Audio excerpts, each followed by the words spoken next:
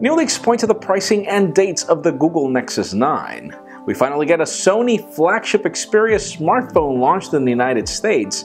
And is Google now really superior to Siri and Cortana? I'm Jaime Rivera, and this presenter will self-destruct in the next couple of hours, and you know how. This is Pocketnow Daily.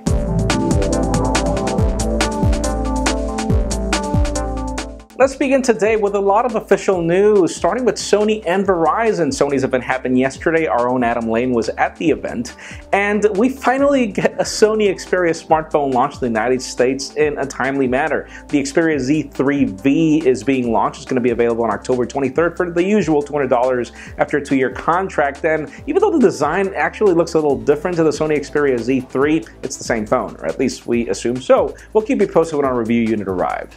Now, in some unfortunate but also official news, Samsung has just tweeted that it will have some delays with the Galaxy Note 4 in the UK. Very interesting. We were expecting the phone to launch to customers today, but then out of the blue, they responded to a customer. It's not even an official tweet, meaning it's not something that they announced. They actually just responded to somebody saying that due to the amazing demand of the Galaxy Note 4, they will be pushing everything until October 17th. Not much of a wait, but I know that you were planning to spend your weekend with your new baby, so we'll keep you posted on that. Even though we're still waiting for the official launch of Android L, Google continues to push updates to its applications to bring it to the new Material Design.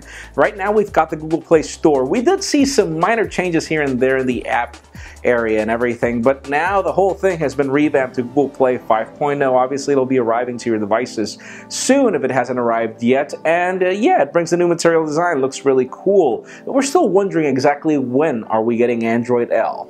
Now, the only hint that we have for a possible launch of Android L is the Google Nexus 9, and we get some more interesting details starting with a date and with price points. Now hear this, when it comes to the prices, this is more of a Nexus 10 successor. We're talking about $400 to $500 in the price point, and it's sad because we hear that the $500 option is going to be the 32 gig, meaning we're going to start at 16 gigs. Hopefully there is some expandable storage, but even more interesting, the date is apparently October 15th for the announcement, the launch on November 3rd, and given the fact that at the time of the recording of this video there are no press invitations, this is extremely odd, though at the time of the announcement of the Nexus 4 it was similar, so we'll keep you posted on that, as whenever this launches, Android L will most likely be launched as well.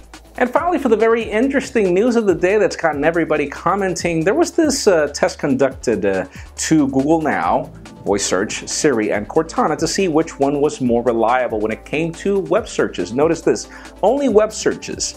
And out of the test conducted, there were like 3,600 and something questions asked to these services, and Google Now proved to be far superior when it came to the responses, but because it was the one that was capable of providing knowledge cards that would allow users to have extra interaction and not just give you a search query.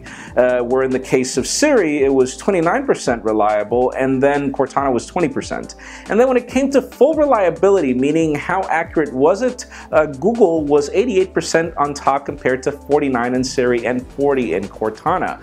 And it makes you wonder, the test wasn't really to see which service was a better digital assistant, meaning it wasn't to ask, create tasks or create a calendar appointment or anything like that or launch an application. It was really just about search terms, which was really interesting. I mean, hey, Google is Google. They've got the biggest search business in the world, so it is obvious that Google was going to win there, but then if you try to ask it any other questions, it's not the same deal. But that leads me to the question of the day.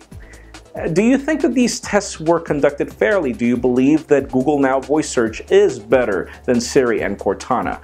In my case, I do prefer it when it comes to voice searches, yes indeed, but then if I want to create a task or an appointment, or if I want to do anything else in particular, Siri and Cortana are far better in my opinion. But leave us a comment down below. What do you think?